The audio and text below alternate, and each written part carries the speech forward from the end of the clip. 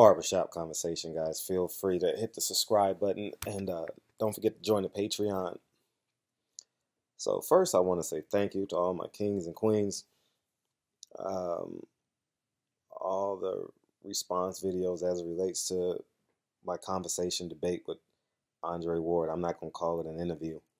Um, I've been on and off. Damn, I couldn't tell you the amount of DMs and emails and phone calls I've gotten from world championship fighters to avid fans like us, right? I always say I was a fan before I started covering fights, you know? And I'll say this, and you guys know how honest I am, or forthright I am with you guys. I'm never going to watch that interview again. Um, I'm gonna let it stay where it's at. And for those of you who don't know, I wear my emotions on my sleeve. I'm 100% invested in everything that I do. I'm at a certain age where um, I don't waste time in things that I don't consider fruitful, right? So when and this is me talking. This is not me dictating or anything. I'm telling you how I roll. So my loyalty means I am 100% invested. And and why I will never watch that interview again, why uh, I still, and I'll get into this later in the video, I don't have closure with that topic. We've agreed to disagree, and we will do our best to advance the culture as we see fit as individuals as it relate to Andre Ward and myself. Um, I just believe that there are certain obligations that we have. I don't care your social economic status. I don't care if you come from a single parent home, dual parent home, um,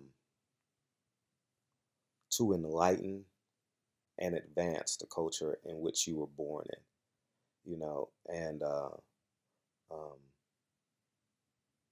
I was born a black man, you know, and because I was born a black man, I feel obligated to encourage and propel the next black man. You understand? And I stand on that, on my personal core principles. And um, and I want to talk about my emotions in that interview. Excuse me, I'm not gonna call it an interview. It was a conversation, you know. And um, I'll tell you how it started. About about 4 o'clock, I thought Andre Ward recognized me. He was walking towards me because they have to go upstairs and downstairs to do the uh, do the teasers up top or do the analysis up top, and then they do the play-by-play, or excuse me, the blow-by-blow downstairs by the ring. And we gave each other knuckles, and I requested a one-on-one interview with him. And he's like, cool, no problem. He recognized me that I was a media member, but he didn't recognize I was from Barbershop Comments. He recognized me from covering his fights all these years, and he didn't put two and two together just yet. And so he was like, cool. He was real comfortable with me. Tim Bradley was real cool. Tim Bradley knows me from going to his gym and covering his fight.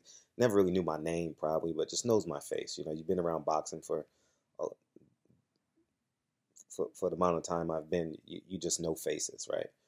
And so we had 10 to 15-second interactions in between the fights because they had to go past us, past the media section, and I was standing for that fight for whatever reason. And I requested a one-on-one interview. The reason why I wanted a one-on-one interview because I just wanted it to be a conversation. I wanted it to be a dialogue between his honesty and perspective and my honesty and perspective. You know, you guys know by this point I am unwavering on what I believe in.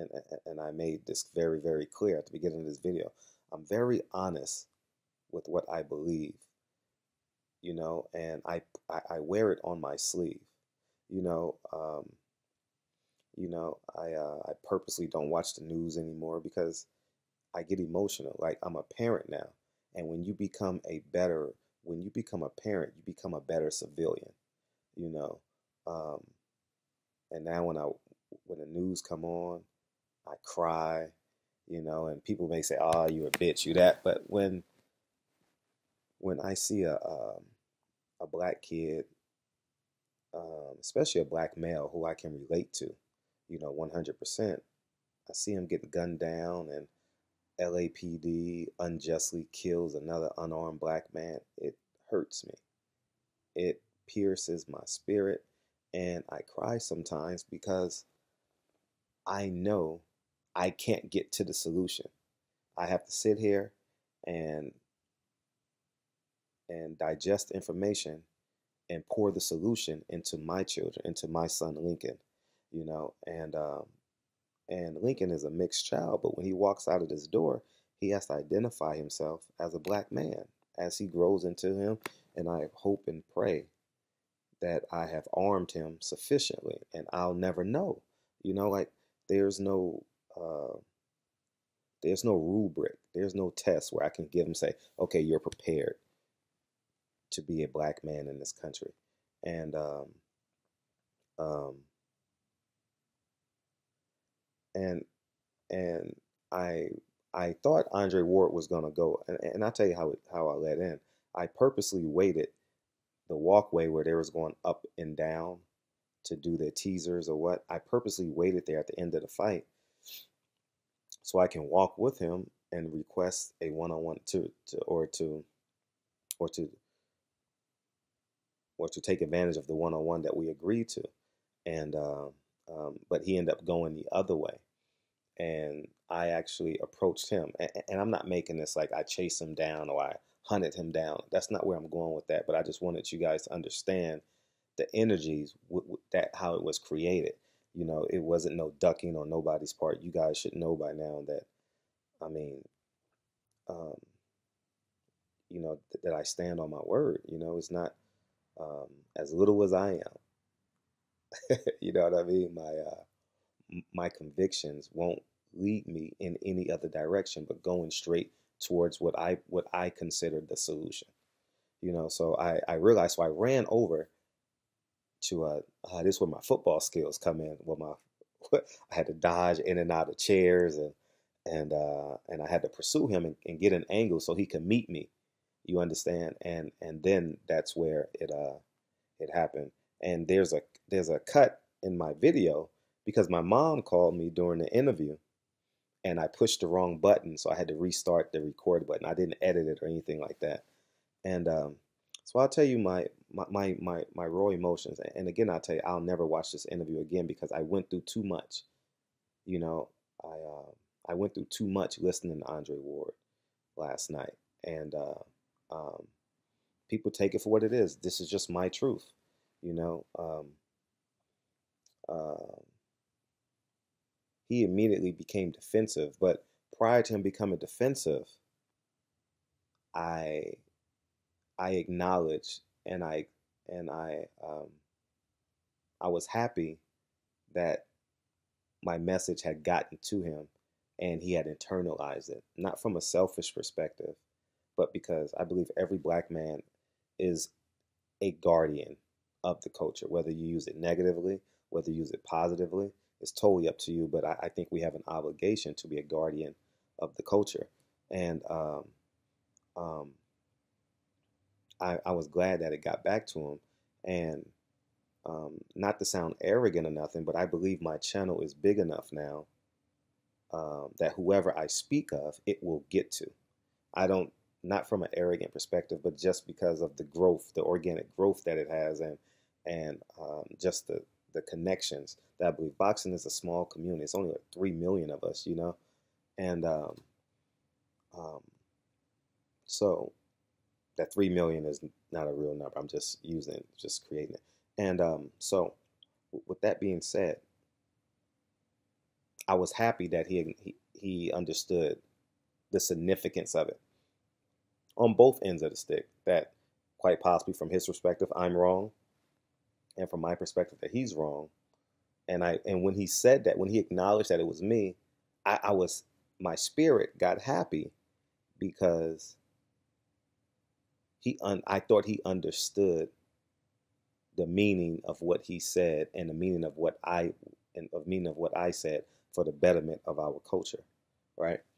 And so and then he began talking, and I'll be honest, I was such in a when you're doing an interview like that, and you know the significance and the value of it, you're like in this spiritual realm, and you may hear me laugh, you may hear me respond, you may hear me do X, Y, Z, but it's kind of like an I'm I'm gonna lose this loosely. It's like an outer body experience, because I was so invested, I was so emotionally, spiritually invested in in the advancement of Andre Ward's career, because he was a great example to America of what a black man is, the quintessential black man per se. I got quotation marks around quintessential man, right? Because there are more than one levels of greatness to a black man, not just a boxer who's married and a father. It could be a rapper who's married, or it could be a single father who's still there for his child. So I don't want to discount people who are not fit the mold of an Andre Ward, but for the sake of the boxing in this video, he fit that mold, right? And there was a silent agreement, in my humble opinion, and what I know to be true, as it through the duration of his career. And we'll just start from the Carl Froch days all the way to the Kovalev days. We rallied upon Andre Ward. But here's the catch. We acted accordingly to Andre Ward's character. We rallied around each other with a 1961 Martin Luther King mindset. You understand? Where we're going to support Andre Ward and be gentlemen. You understand? We were going to act with dignity. We were going to act profound, think more profound. And we're not going to raise our fists. We're just going to intake and keep this caravan going every Saturday night. He fought, show up and support, and from that perspective, that's where I am in this interview. You understand? So there's some things that I may forget in this, but I'm just going off recollection. I'm just sharing my emotions, my recollection. So I may miss a lot of things that went on in this interview, but I'm never listening to that interview again. It is for your consumption, not mine any longer. Um, um, and so he's talking, and when he starts shooting at me, like, I've been waiting on you. Again, I was happy. And then when he went off, I believe I was the first person to say I thought that what you said was unjust, being that went through the same thing with Sergey Kovalev and and Gennady Golovkin. You understand? And he was a man without a home. He was a man that didn't have a key to his own home, HBO being his home. You understand? And HBO, in my humble opinion, which Virgil alluded to so many times but never said it, that HBO forced him to move up the light heavyweight to go get Sergey Kovalev, right? Not to go get, to be an opponent and lose to Sergey Kovalev, in my humble opinion, right? And they didn't ask Triple G to come up. They didn't ask Sergey Kovalev to come down. They gave the daunting task to Andre Ward to move up and fight the monster, the Crusher. You understand what I'm saying? And he obliged. They gave him, 2 or 3 fights. I don't know how many it was, but they gave him 2 or 3 fights to prove that he was ready. And throughout this time, he was called Board, and I'm talking to the end of the Kovalev too, right? He was called Andre Board, a diva, which is a synonym for a bitch. At a press conference which I attended, which I saw with my own eyes, Sergey Kovalev called A light-skinned brother, light-skinned heavyset brother who's a film producer that was Team Andre Ward. He called him a derogatory term at the press conference. Sergey Kovalev did, and the kid snapped. And it was Andre Ward's team, right? Um, that's very, very significant to a point I'm gonna make in a second.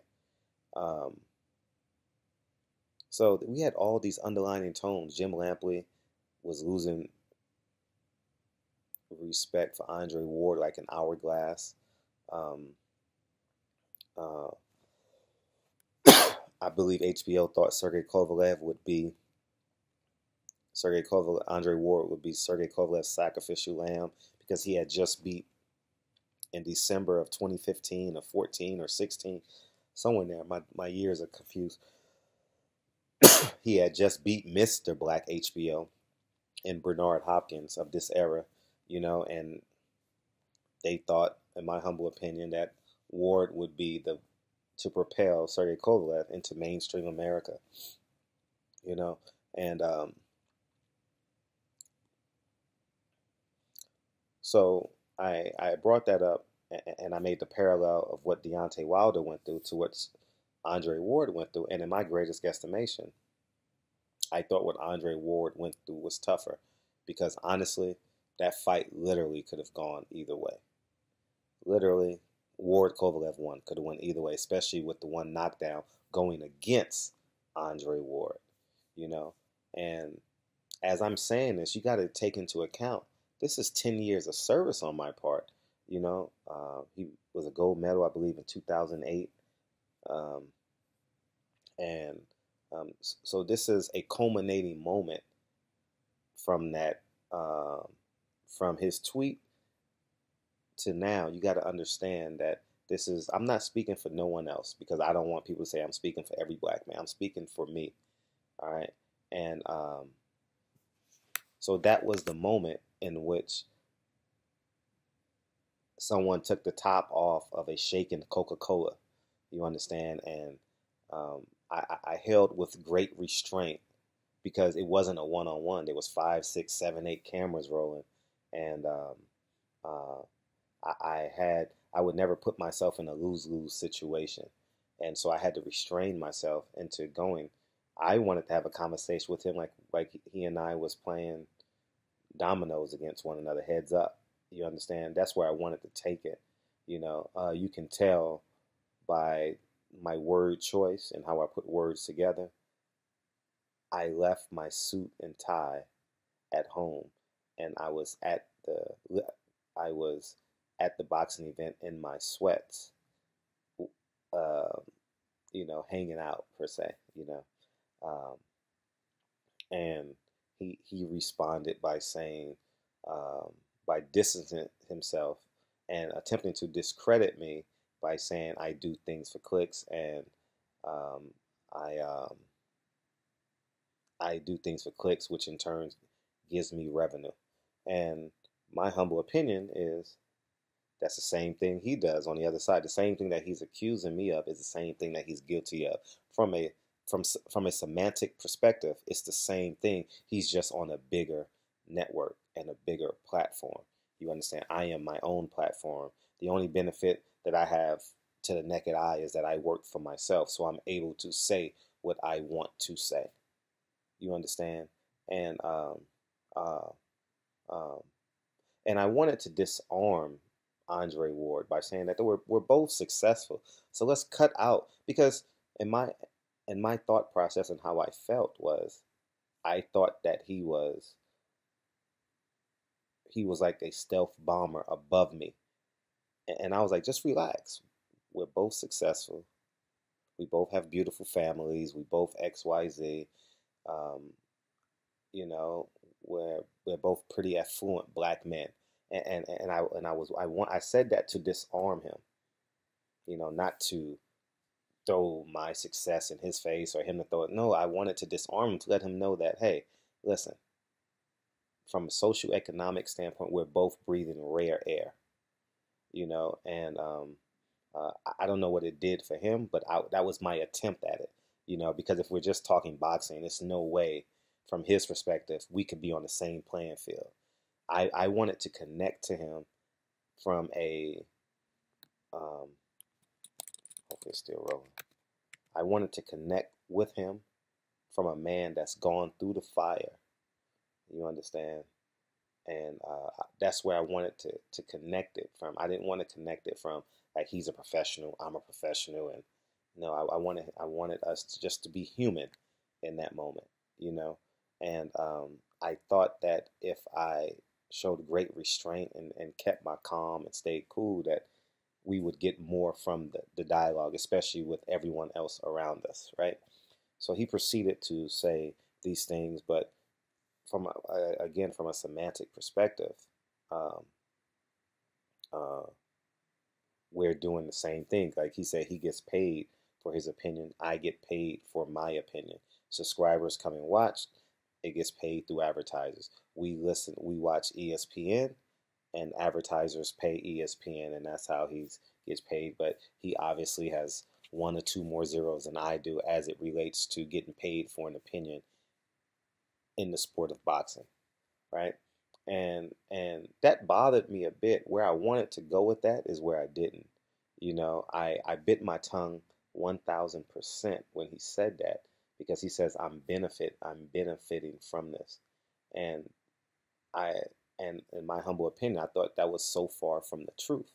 And the reason why I thought that was so far from the truth is because I told him I went up there just to have a conversation with him, not to put him on the blast or anything like that. Because you also got to take into account, I've been in reverence of Andre Ward his entire boxing career.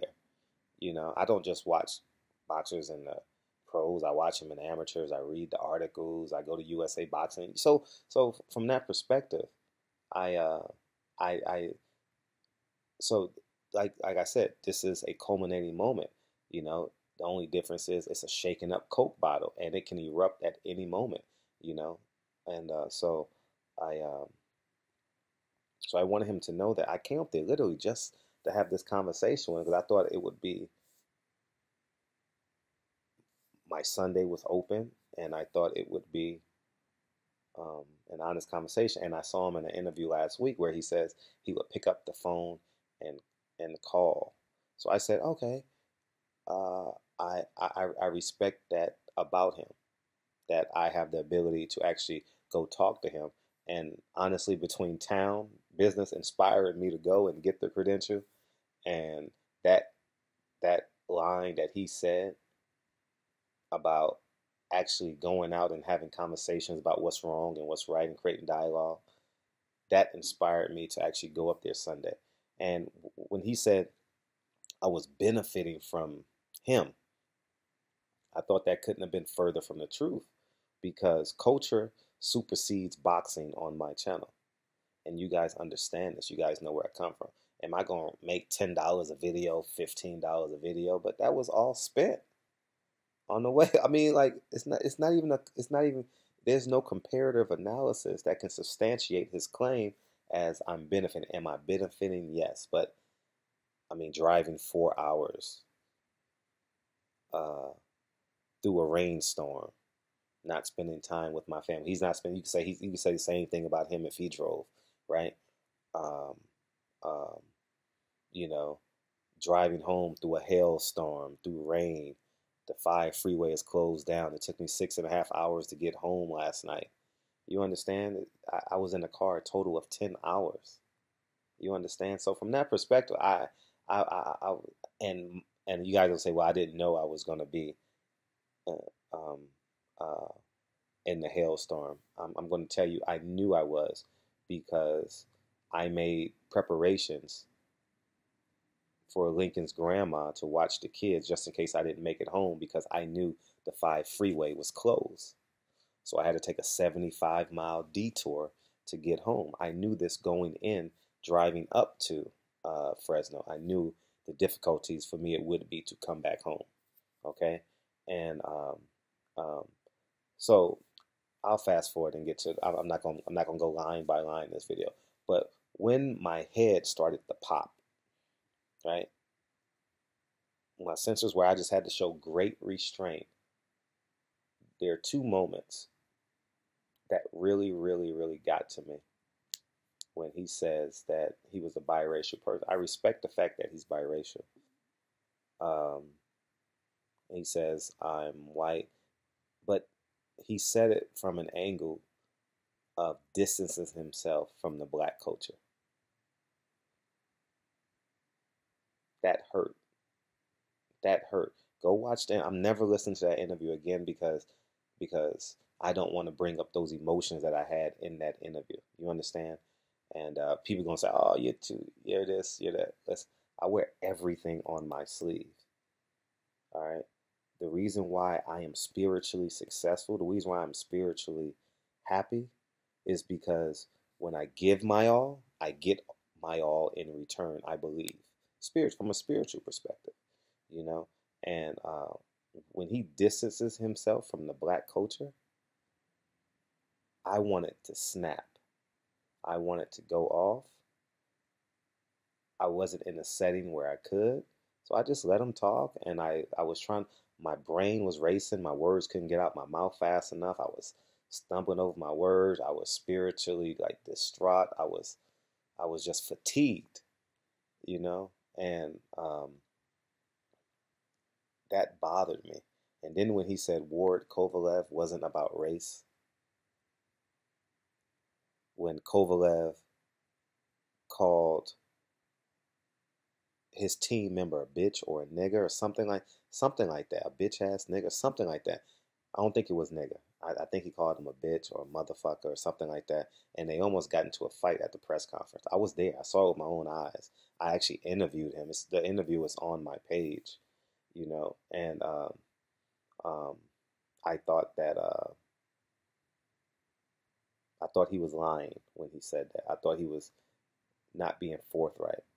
The whole promotion from a boxing perspective, from boxing fans, knows that Sergey Kovalev is a racist. We know going into Ward Kovalev 1, he disrespected Carissa Shields, and you call her baby sis, right? So Andre Ward is lying. He's protecting, since he says he's a mixed kid, he's protecting his white side who accepts his black side. You understand what I'm saying? And I I was really, really hurt by that. Hurt, hurt. Like if it was a one-on-one conversation, he would have got more emotion from me. It would have been more volatile. It would have been, you know what I mean, like big brother versus little brother. You know, and although I'm older, but I'm physically not as big as Andre Ward. I'm older than him by like a decade, so or close to a decade, you know. So it would have been that. And that's what I desired going up there. I wanted to go to the hotel where they were staying. I didn't know what hotel they were at, so I couldn't. I wanted to. I wanted to intercept him before he got to the arena because I knew where the conversation could go, and I wanted to. I wanted it to go to a healthy place, you know. And um, um, um, and spiritually, it didn't leave me satisfied. It left me in a place where I hope and pray that this does well for the culture, that this does well for the black men that I intended to speak to. You understand? And I hope it aids at some point. But those two things were just flat out lies to me, you know. And when another man lies to your face and you can't do or say nothing about it because you're amongst mixed company, uh, you know, it's like when your uncle brings a brown paper bag into grandma's house for Sunday dinner. He know damn well his mom or grandma is so livid, but she can't say nothing to her drunk son because there's 20 family members there. You understand what I'm saying? So I I couldn't respond the way I wanted to respond because I wasn't in a setting where I could, and I knew it, you know. And so I bit my tongue, and my brain is. I have scissors going off on my brain spiritually. I I I was drained. Like I was drained. I didn't listen to the interview on the way home. I considered it, but I didn't want to relive that quote unquote pain, and it left a bad taste in my mouth,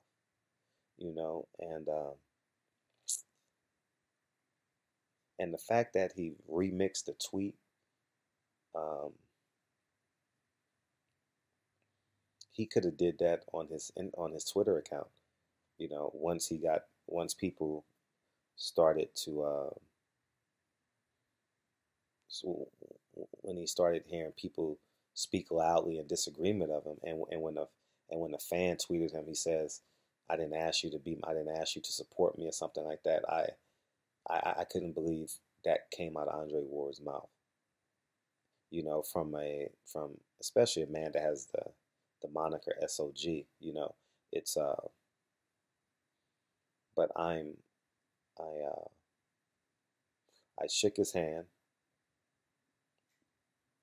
I mean, from a historical perspective, I can go in and talk about how important it is for us to accept that we're black. I understand that he's a mixed kid. I'm not saying that one is greater than the other. Understand where I'm coming from. Andre Ward looks like a black man. Andre Ward knows he looks like a black man. Andre Ward knows I'm a black man. Andre Ward knows I look like a black man. We can't fool a white police officer that pulls us over at 1:30 in the morning. Andre Ward cannot say to the police officer, "My dad was white." He can't say that. So that's where I was trying to take. I wanted to help him understand where I was coming from. I was very sincere. You guys heard my video I did on Andre Ward when he retired. That was an emotional video for me. I'm not saying I wept for hours or wept for days, but my spirit cried. Like, because he was one of the great men in the sport of boxing that I thought was amazing from a character perspective. I and damn, this video is 32 minutes long. And I just, you know,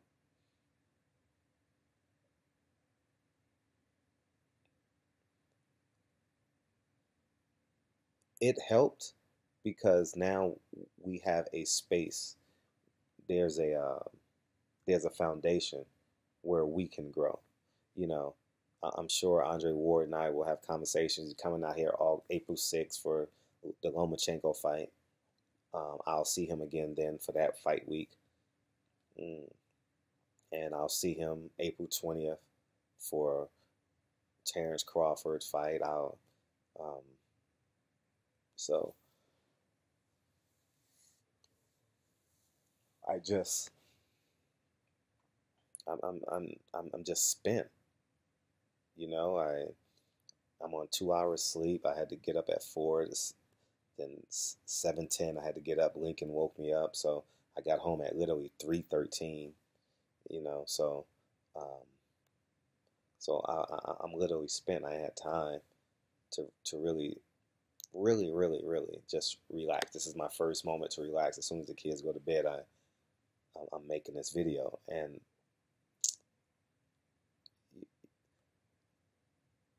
I'm I'm not in a comfortable space with Andre Ward. You know how you walk down the street and you have someone coming at you and you're uncertain of who they are, what they do, how they do. Like I'm unsettled on him.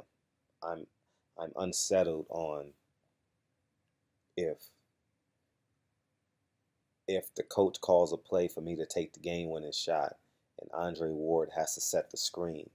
Will he set a great screen so I can get open and make the shot? I'm uncertain it is if he's a great teammate, and I'm not gonna go out and rah rah and jump in a rage in this video, but I'm unsettled spiritually, because for so long Andre Ward was was the example, more so than Floyd, more so than Roy Jones, uh, more so than Mike Tyson.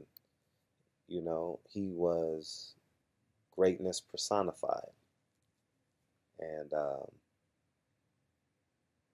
now, when an unarmed black man gets killed, um,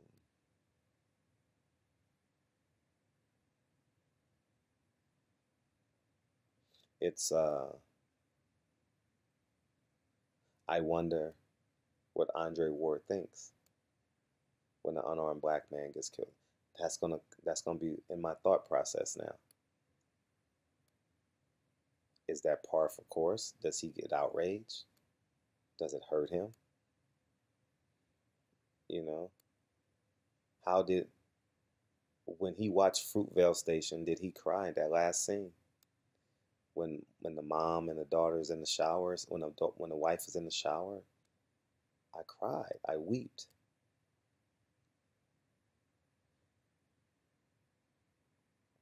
When that police officer was found not guilty, I was at an Aglo Black concert.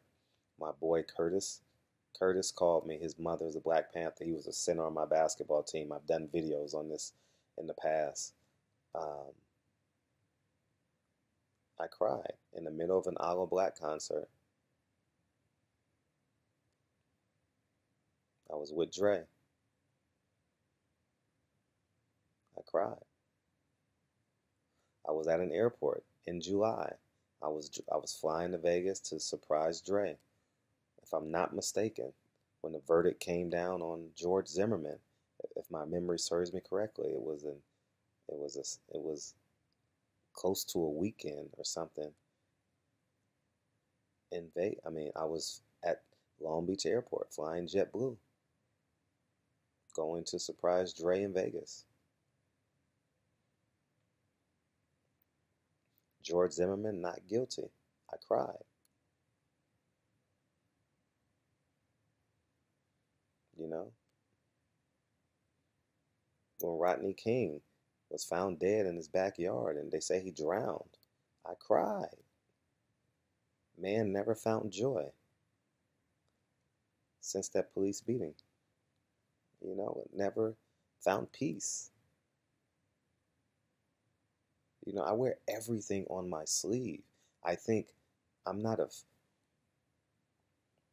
like it, love it, or hate it. I wear it on my sleeve and I'm unabashed about it. I'm unwavering on that because I know I don't mind giving my all to something. I don't. I don't need no concealer, no protective mask, and no. I'm just gonna go. And that's just where I was. You know, um, Malcolm X. When I went to the Porter Garcia fight, I had a 200 and something dollar Uber ride, Lyft ride to go to Malcolm X gravesite. I cried.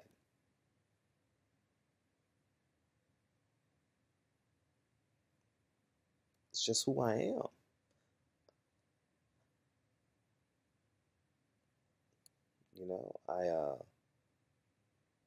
I don't even cut my TV on anymore. I don't watch the news. Don't watch the news on purpose. I don't watch it. If it's not a live sporting event, I'm probably not watching it on live TV. It's not that I'm afraid. I don't want to go through those. I don't want to go through that. I had cousins doing 25 years for a crime they only should have spent 5 years in jail for. Selling drugs, you get 25 years. First offense, you get 25 years. They trump up your charges. Oh, it's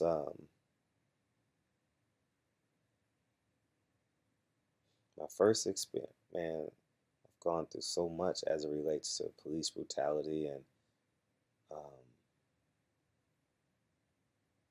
you know, I'll tell you. I'm gonna tell you two examples, and hopefully this hits home. Um, I've told this story before. at some point on my channel in a video. I was driving, I was driving, I was driving, and for those of you who don't know, Angela Vista is like the gateway to like uh, the Huxtable, like black people, and people portray it as like the affluent black people, but Angela's Vista is like the gateway to that street, right? I'm making a left off Angela's Vista, and I have a, you guys seen, I have a Honda Civic, a 2001, 2002 Honda Civic, and I'm making a left onto Lamert Parkway, Lamert Park, right? And from Angela's Vista, coming down the hill, and a cop pulls me over, and his first question is, "Are you on parole?" I said, "No, I'm not on parole." Um, and they looked the car, and I think my tone let him know that I wasn't a gang member. I, I, I don't know. Like, I don't believe I give off the impression of a gang member or anything as such, right? So I believe that they just let me go, right? It was a black officer and a Mexican officer, right? 2 years later, a year later, I'm coming up Angela's Vista. I'm pulled over. So for those of you who don't know, I'm pulled over on 48th and Angela's Vista, where it meets at, right? So all my LA people, right? I'm pulled over. Mind you, every home, I'm giving you the finish. Going up the hill, I would say every home on that street is $1 million. $1 million, right? Because it has a view of downtown, has a view of downtown Los Angeles. So every home has a view, right? And this time, instead of me driving my Honda Civic, I'm driving my black Bentley, a Continental GT black Bentley, right? And I'm pulled over because at there's a point in Angela's Vista where the connection when you're on the phone, it cuts off. Like the connection, like I can't drive no further and still continue the conversation. So I pull over and I continue this conversation. And I've been on the phone for like by that time about 15 minutes, 15, 20 minutes I had been on the phone. Next thing I know, guns drawn. Get out the car. What are you? Get out the car. And uh, I'm in a Bentley. So everything is, uh, they said, roll down the window. I said, I can't roll down the window because everything is electric. The car had shut off by itself by then. And I said, I can't. So I had to open up the door, right? And because if I reached for something, I didn't want them to shoot. And or if I started the car because my key was probably still in the ignition. I hadn't taken it out, and I didn't want to alarm them, right? So my guns was drawn. Black cop, Mexican cop. Don't you know it was the same cop that pulled me over in my Honda Civic? Same that pulled me over in my Honda Civic 2 years prior, right? And he said, "What are you doing here?" I said, I live here." I says, "Why is your guns drawn and I have a Bentley and I'm parked in this house?" You know what they said? They said, "Well, we got a phone call that there's been some burglaries." And I said, "My car is parked. I'm sitting in the car. I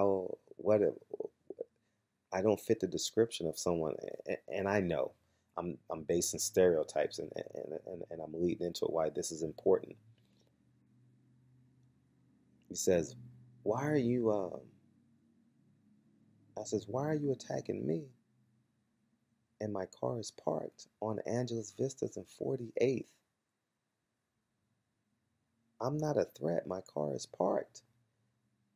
2 o'clock in the afternoon, my car is parked. What are you doing?" And so they proceeded to lie and say, "Well, you did this, you do X, Y, Z." I says, "Listen, Give me your badge number and XYZ. Don't you know I called the sheriff station? The watch commander said, I've been waiting on you to call. Reason being, and this is what I'm getting to, the power of an affluent black man, or the perception of an affluent black man. They saw me in a Bentley, they perceived me to be a man of stature, and they knew I was going to call. He says, I've been waiting on you to call. That's the power that we have. We should be the leading examples, okay? We should co-join with people who are not as affluent of us, keep the same mindset, and if we have to give money, we give money. If we have to give time, more importantly, we give time, but we cannot become detached from our mission statement. And there are levels. There are levels. Andre Ward say he's mixed, so he may not go 100 miles an hour. Maybe he only goes 50 miles an hour since he's half black, right? That's acceptable, but don't be in denial. Denial, right? Why? The same reason that I invested, well, you guys know now, what, $1,200 on the breakfast I paid. Um, about $1,200 for the Deontay Wilder breakfast that I paid. Why? Not for selfish reasons. I didn't do that because I'm cool, I'm Fred, I have a YouTube channel. No, I did that so we obviously I know a lot of black men were going to support Deontay Wilder. I wanted them to give us a safe haven and just say thank you. I appreciate your support. More importantly, I appreciate you being a vanguard for the culture and supporting Deontay Wilder simultaneously. And I think that's important. When much is given, much is required.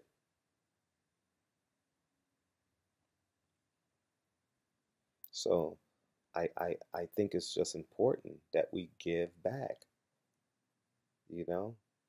Me giving free haircuts every summer, every month of summer months. I've been doing it. You guys just know about it this year, but I've been doing it. Backpack giveaway was my first year doing the backpack giveaway, I believe. Yeah. Um, as an individual, I've done it with Sam Watson, Team Watson. They do it. I've donated backpacks to them, but me as an individual, my first time, I'm gonna do that every year, and my son is gonna pay for it because I want to instill that in him. He had the pink eye that week, so he couldn't go out and buy the backpacks with me and actually show up. But his money paid for those hundreds. Help his money, the money that was donated, and the time. I still thank everyone for donating. Paid for those backpacks. So at the end of the day, um, I'm I walked away knowing that there's more work to be done. I walked away accepting that you be the agent for change. Don't place greatness in someone that hasn't proven it to you yet. You know, I I accept blame. There's a certain level of blame that I must place upon myself because Andre Ward never ever speak in first person as it relates to race. Very seldom, excuse me, I'm not gonna say never. Very seldom does he speak in first person as it relates to race. Very seldom does he equate it to his life with primary examples and creating a parallel. So um, I'm just, as it relates to, I'm just gonna let my actions do the talking, man. And I say what I mean, and I mean what I say. I've never been afraid of no man. I'm not from a fighting perspective, but just standing up for what I believe in. I believe in self-defense. I believe if you have a gun, I'm gonna have two guns. I believe if you have a strong right hand, I'm gonna have a hell of a left hook. You understand what I'm saying? I don't, but I believe in equal. You destroy something with equal or greater energy. That's just simply what I believe in personally. It's my core beliefs. You understand? And if you know me personally, you know who I am as an individual. And I'm not speaking for no other black man but myself. I am only an expert on myself and my experiences. And this is the longest video I've ever done.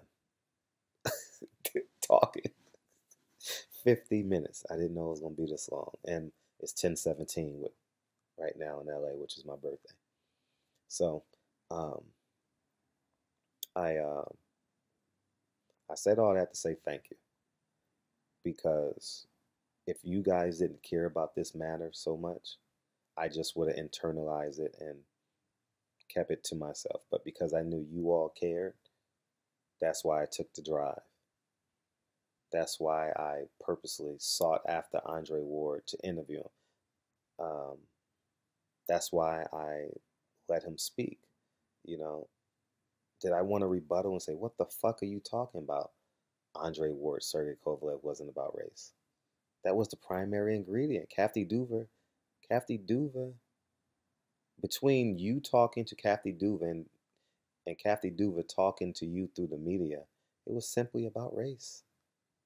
Andre Ward was a synonym for another name. All right, let's be clear. Sergey Kovalev didn't see you as his equal.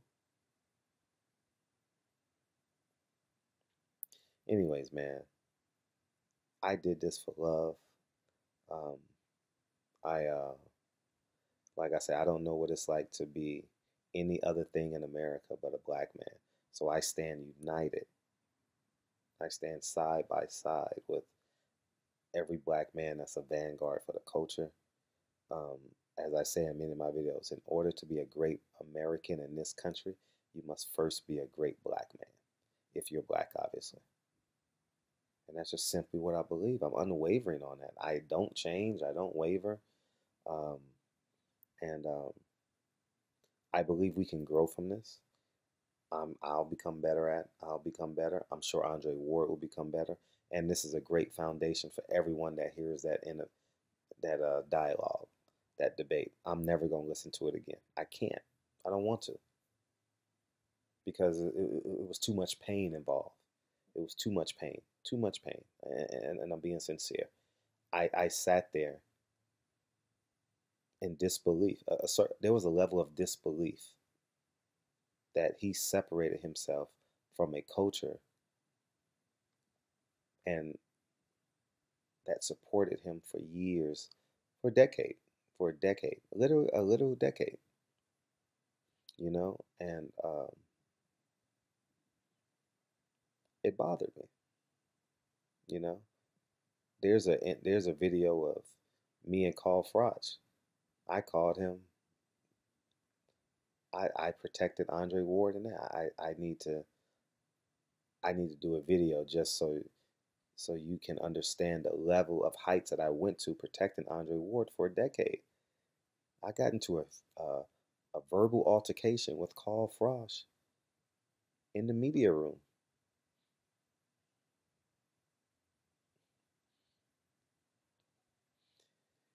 Barbershop conversations, man. I want to debrief. I want to close my eyes for a second. Barbershop conversations, man. Feel free to hit the subscribe button, man. And hopefully this makes us better. You know, I don't mind being the heel. I don't mind even being wrong on this matter. If it's gonna make you better and it's gonna advance black men in this country, I'll take it. For real. Because this world has to be a better place for my son. Has to. I don't want to leave it any other way. And I stand tall, I stand firm, and that's just what I believe. So, anyways, man, barbershop conversations, man. Feel free, hit the subscribe button, and I'll talk to you soon. Peace.